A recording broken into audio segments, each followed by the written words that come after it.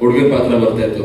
ಆದ್ರೆ ಆಮೇಲೆ ನಾವು ಒಪ್ಕೊಂಡಿದ್ದ ಸಿನಿಮಾನು ಹಂಗೆ ಇತ್ತು, ಸಣ್ಣ ಮುತನ ಆಗ್ಲಿ, ನನ್ನ ಫಸ್ಟ್ ಸಿನಿಮಾ ಕುಮಾರ್ 21 ಆಗ್ಲಿ.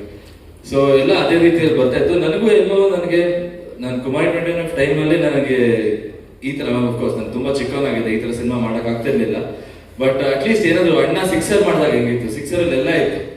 ಸೊ ಆ ತರ ಒಂದು ಸಿನಿಮಾ ಮಾಡೋಣ ಅಂತ ನನಗೆ ತುಂಬಾ ಆಸೆ ಇತ್ತು. ಬಟ್ ಅದಾಗ ನಿಮಗೆ ಬರೀ ಮಾಸ್ ಕಾಣಿಸ್ತಾ ಇದೆ. ಬಟ್ ಈ ಸಿನಿಮಾಲಿ ಹೀರೋ ಮಜಾನು ಮಾಡ್ತಾನೆ, ಲವ್ವು ಮಾಡ್ತಾನೆ, ಜಗಳನೂ ಮಾಡ್ತಾನೆ, ಎಲ್ಲ ಮಾಡ್ತಾನೆ. ಅವನೇ ನಗಿಸ್ತಾನೆ ಆಡಿಯನ್ಸ್ನ, ಅವನೇ ಅಳಿಸ್ತಾನೆ, ಅವನೇ ಕೋಪ ಬರೆಸ್ತಾನೆ. ಸೊ ಆ ತರ ಒಂದು ಕ್ಯಾರೆಕ್ಟರ್ ನಮ್ಮ ಡೈರೆಕ್ಟರ್ ಕೊಟ್ಟಿದ್ದಾರೆ ನನಗೆ. ಸೊ ನನಗೆ ನೀವು ರೆಸ್ಪಾನ್ಸಿಬಿಲಿಟಿ ಅಂತ ಕೇಳಿದ್ರಲ್ಲ, ಹೌದು, ಇಟ್ಸ್ ಡಬಲ್ ರೆಸ್ಪಾನ್ಸಿಬಿಲಿಟಿ ಈಗ ನನಗೆ.